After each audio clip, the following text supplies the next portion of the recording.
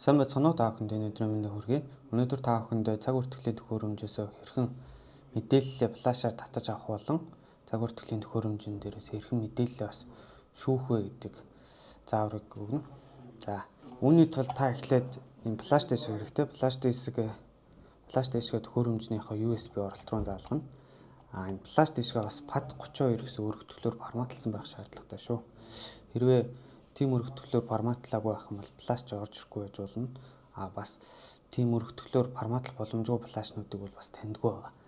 Тийм болохоор та флашаа эхлээд чеклэх хэрэгтэй. Тэгээд шууд меню руугаа яваад оръё. За, миний хэсгээс USB Manager гэсэн хэсэг рүү ороод download гэж орно. За, download дотор яваад оронгод attendance data болон user data гэсэн хоёр датаг бол ер нь татна гэсэн үг. За, attendance data дотор болохоор одоо таны цаг хүртэл дээр байгаа хуруу дарсан, хуруу болон царай уншуулсан одоо ингээд цагаа бүртгүүлсэн мэдээллүүд бүгдөө байгаа гэсэн үг.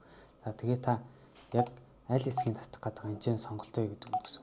Одоо энэ чинь янз янзын сонголт байна л да. Өнөөдөр одоо урд өдөр тэнгүүтээ энэ 7 хоног, өмнөх 7 хоног гэх ингээд янз янзын сонголтууд байгаа. Ер нь тэгээ сар сартаа гаргаж байгаа юм чи ер нь dismount гэсэн энэ сонголт нь байвал зүгээр. За, бас заримдаа бүр ингээд өмнөх сарын мэдээллийг шүүж үзэх гэж байгаа бол энэ all гэсэн сонголтоор бас татаад авчих боломжтой. За, би бол одоо энэ all гэсэн сонголтоор татаад авчий. Тэгээ их хэмжээний ингээд дата хоригдлуулагдсан үед энэ all гэсэн сонголтоор татах юм бол жоох удаад идэг шүү. Тийм болохоор ер нь dismount гэсэн сонголтоор татаарай.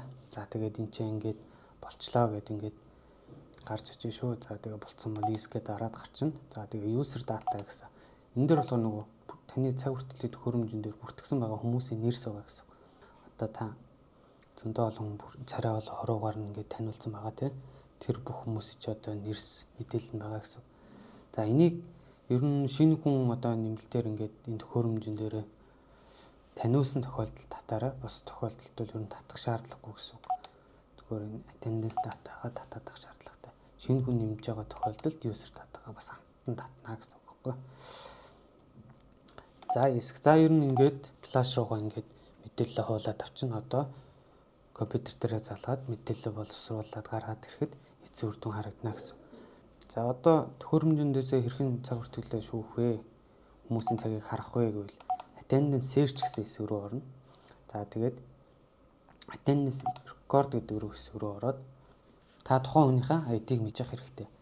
За, хэрвээ та ID-г мэдэхгүй бол ESC гэж гараад user management гэсэн хэсэг рүү ороод all user гэж ороод энэ дээр одоо ингээд 1 2 3 4 гэдэг энэ дугаарлсан байгаа нь энэ тухайн хүний ID гэсэн үг байхгүй. Та жишээ за би одоо энэ Тэмүүлэн гэдэг хүнийг харсан цагуудын төхөөрөмжнөөс харъя гэвэл ESC-д дарж Тэмүүлэн энэ чинь 2 гэсэн ID-тэй байна. За, ESC-д дарж гараад саяны attendance search рүүгээ дарж ороод attendance record оронготой 2-ын тог хийгээд OK дарчих. За, тэнгууд ингээд сонголтууд гараад ирж байгаа. Жишээ нэг иймэрхүү асуудлууд гардаг байхгүй. Би ингээд дарцсан мөртлөө миний цаг ороогүй байна гэдэг байхгүй. Тиймэрхүү асуудлууд гараад идэг. Тийм болохоор энэчнээс ингээд шүүгүүд үүсчих боломжтой. За, би all гэдэг сонголтоор ороод харчээ. За, тэнгууд ингээд хуруу дарах тоолонд тухайн өдөрт ингээд бүртгэдэг ба. За, одоо би саяны Тэмүүлэн гэдэг хүн дээр би дахиад хуруугаа уншуулад миний цагийг рилээр бүртгэж гин үгүй харъя. За, би сая хуруугаа уншуулчихлаа.